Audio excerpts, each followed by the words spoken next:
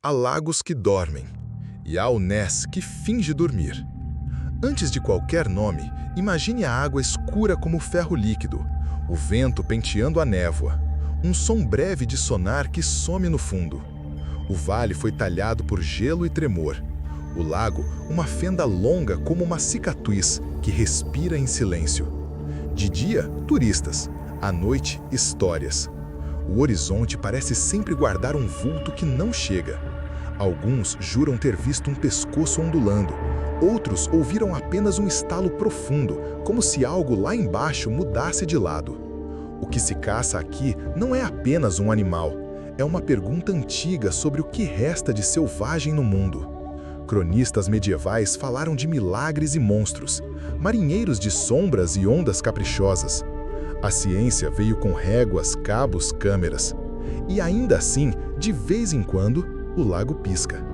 E se o Ness não for um segredo para ser resolvido, mas um espelho onde testamos a nossa vontade de acreditar? Século VI. A vida de São Columba menciona um monstro no rio Ness, acima do lago. Um aviso antigo de que as águas tinham temperamento. Séculos passam. Em 1933, uma estrada nova ao longo da margem dá ao público um palco. Mais olhos, mais relatos. Mr. e Mrs. Spicer descrevem um corpo escuro cruzando a via. Jornais inflamam o mito. Em 1934, a chamada foto do cirurgião fixa da retina do mundo um pescoço sinuoso emergindo da lâmina escura. Décadas depois, confissão, montagem engenhosa com um submarino de brinquedo. A imagem mais famosa nasce de uma mentira elegante. Mas a mentira não apaga a fome. O lago transforma coincidências em constelações. Troncos inchados de água viram dorsos. Ondas cruzadas desenham lombos. Lontras em fila parecem um animal único. Ainda assim, há testemunhos que persistem, gente que conhece a água e descreve algo que parecia vivo. O tempo registra expedições, vigílias, câmeras apontadas para o mesmo nada paciente. O Ness aprendeu a lidar com fotógrafos, prefere oferecer sombras. E cada sombra puxa outra história, que puxa outra vigília, que puxa outro verão de barcos lentos. Naquele mesmo ciclo de 1933-34, a estrada também trouxe ruído, motores, reflexos metálicos, poeira. Tudo isso cria miragens rápidas que, vistas de relance, ganham pescoços e dorsos. Em Urquhart Bay, a topografia da margem amplifica ondas de retorno. O eco visual desenha figuras que só existem por segundos.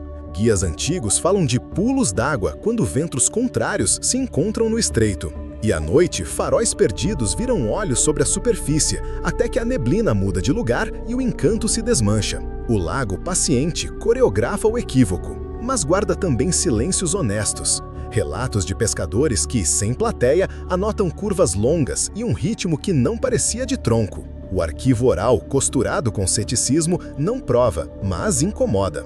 Entre recuos e reaparições, o mito firmou residência. Se a primeira grande prova era falsa, por que o lago continua a produzir relatos que resistem ao riso fácil? Anos 1960. A Loch Ness Investigation Bureau monta postos de observação.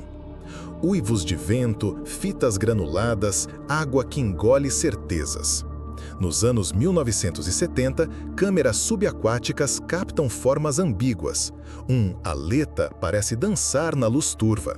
Outros dirão que é um jogo de sombras. Em 1987, a Operation Deep Scan varre a calha com uma frota de sonares alinhados. Vários ecos profundos aparecem e somem. Leituras de cardumes, rochas, algo que se move devagar? Mais tarde, varreduras digitais desenham o vale submerso, paredes íngremes, taludes, cavernas de silêncio. No século XXI, chegam drones, lidar, hidrofones e DNA ambiental. Garrafas descem, sobem consequências genéticas. Peixes conhecidos aparecem no inventário invisível do lago. Nenhuma assinatura de réptil gigante. O inventário põe na mesa outra hipótese. Enguias, muitas em todos os tamanhos. Uma enguia gigantesca seria biologicamente rara, mas não impossível. A estatística torce o nariz, a imaginação acena. Talvez. Entre frames borrados e pings que soam como passos, o lago mantém o jogo, sugere, recua, oferece ruído suficiente para que cada lado vença na própria cabeça. Quando um eco robusto surge, meio vilarejo vira juiz. Quando a imagem falha, o mito respira. Em operações menores, pesquisadores fixaram câmeras térmicas nas madrugadas frias, tentando capturar diferenças de calor na superfície. O Ness, com sua pele de turfa, mascara pistas. As leituras se confundem com aves, troncos e remoinhos. Mapas batimétricos recentes revelam terraços e pequenas bolsas onde sedimentos se acumulam, abrigo perfeito para peixes e confusão. Nos piers, voluntários plotam avistamentos num calendário, picos no verão, quando luz e ânimo convidam a ver. E mesmo assim, no inverno duro, surge um relato sóbrio de alguém sem pressa. O arquivo cresce, a resposta segue esquiva. Se a ciência faz a luz avançar centímetro a centímetro, por que o Ness insiste em reorganizar a sombra ao redor? Enguia gigante, esturjão errante, lontras formando caravana, troncos saturados que afundam e, ao virar, respiram como animais. Ondas refletidas na margem criando seixes, pequenas marés internas que ondulam o perfil do lago. Miragens, quando camadas de ar em temperaturas diferentes curvam a luz e alongam silhuetas. Barcos antigos levantam trilhas que se recombinam em dorsos. E há o velho aliado do mistério, o cérebro. Procuramos padrões, vemos o que queremos ver, especialmente onde a visibilidade é baixa, o vento muda e o coração acelera. O Loch Ness ajuda. Água tingida por turfa, quase preta. Profundidade que passa de 200 metros, margens íngremes, clima temperamental. É um palco perfeito para somar enganos honestos, truques involuntários e aqui e ali uma picardia. Ainda assim, hipóteses secras não explicam tudo. Há relatos com escala, ritmo e detalhe que incomodam céticos cuidadosos. Não provam, mas atrapalham a desistência. Pescadores descrevem curvas e movimentos não de tronco. Guias locais lembram que enguias raramente exibem pescoço. Há quem proponha uma convivência de causas. Em dias de vento cruzado, seixes produzem cristas sequenciais. Um tronco à deriva entra no ângulo certo. Uma lontra surge e mergulha. E o cérebro costura tudo como um único animal. Noutras vezes, a luz baixa alonga silhuetas e o contraste engole detalhes. Mesmo assim, quando o lago está liso como metal e surge uma ondulação isolada, a lógica tropeça e o mito avança um passo. Talvez o monstro seja um somatório dinâmico, um personagem coletivo feito de fenômenos que raramente coincidem, mas quando coincidem, brilham. E se o monstro for uma família de erros somados a um punhado de encontros reais com criaturas sem glamour? O Ness é um corredor de água com 37 quilômetros de comprimento, estreito, profundo. Parte da Great Glen Fault, uma falha que corta a Escócia com um fecho de zíper. Talhado por geleiras, guarda paredes submersas quase verticais e plataformas traiçoeiras. A água, escura pela turfa, engole luz a poucos metros. Filmar é pintar com preto. A temperatura, estável em profundidade, cria camadas discretas. Os ventos canalizados desenham ondas longas. Seixes, oscilações naturais de nível, fazem a superfície respirar em ciclos. Tudo isso fabrica ilusões. Um dorso que se levanta pode ser encontro de cristas. Um pescoço, uma sequência de ondas alinhadas. Lagos longos guardam seus próprios climas. O Ness, além disso, conecta-se ao sistema do Caledonian Canal. Tráfego, ressonâncias, ruídos que confundem leituras. E há o tempo, neblina que baixa como cortina, chuvas que embaçam lente, sol que some às 3 da tarde no inverno. Num teatro assim, o real e o aparente disputam cada minuto. Mapeamentos recentes mostram escarpas internas onde correntes de densidade se chocam e criam turbulências discretas.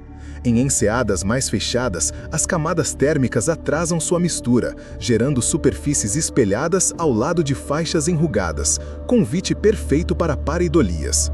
Mesmo o som se comporta mal. Hidrofones registram estalos que podem ser gelo fino se partindo, pedras rolando nas margens ou barbatanas de peixes grandes. O lago tem acústica própria, um idioma que os diários de campo ainda aprendem a traduzir. E assim, a cada inverno, o palco se rearruma. No verão, troca-se a luz e a peça permanece a mesma. Se o palco foi desenhado para truques perfeitos, quanta culpa cabe ao ator e quanta ao teatro? Mais que um enigma zoológico, Nessie é uma indústria de perguntas. Placas, lojas, excursões, webcams 24/7, festivais. Crianças chegam querendo ver o pescoço, saem vendo ciência, barcos, geologia e um desenho de monstro no caderno. Fotógrafos reaprendem humildade, pesquisadores treinam paciência. O lago ensinou uma geração a duvidar com respeito, hipóteses testadas, dados abertos, erros admitidos. E ensinou outra a brincar sem quebrar, colocar no horizonte sem jogar lixo na margem, caçar sombras sem assustar aves. O milagre aqui é a convivência entre mito e método. Ambos caminham na mesma estrada desde 1933. De vez em quando, um vídeo viral reaquece a febre. De vez em quando, um estudo esfria ânimos com números. E no balanço, o Nessie continua seu truque favorito, transformar o visitante em personagem. Essa convivência rende frutos concretos, conservação da paisagem, economia local mais atenta ao lago, educação ambiental embutida em cada passeio. Guias treinam visitantes a ler vento, entender ondas, reconhecer aves e descartar miragens. Museus atualizam painéis com dados novos e dificuldades antigas. O mito não é negado, é contextualizado. Quando um avistamento sério ocorre, o protocolo pede calma, ângulo, referência de escala. E se nada for conclusivo, nada se perde. Ganha-se mais uma página no diário de um lugar que aprendeu a crescer sem precisar responder. No fim do dia, o que volta para casa não é uma certeza, é uma postura, curiosa, cuidadosa, em paz com o fato de que algumas perguntas precisam de mais de um século para amadurecer. E se proteger o mistério for também proteger o lago, para que ele continue nos devolvendo perguntas? Talvez não exista pescoço. Talvez existam apenas enguias gordas. Talvez um esturjão tenha errado de rota. Talvez o Nessie seja um pacto, não um bicho. O lago resiste a provas finais porque aprendeu a sobreviver na nossa imaginação, onde os sonares não alcançam. E isso, de certo modo, o torna real. Há quase um século, pessoas acordam cedo, apontam câmeras, esperam. Entre o riso e a fé, o que fica é o cuidado com um lugar que nos convida a olhar de novo. O Nessie não precisa de monstro para ser profundo, mas com ele, a água parece ter mais camadas. Se um dia a tela mostrar apenas peixe e pedra, o encanto acaba? Ou começamos, enfim, a enxergar o verdadeiro gigante, o próprio lago?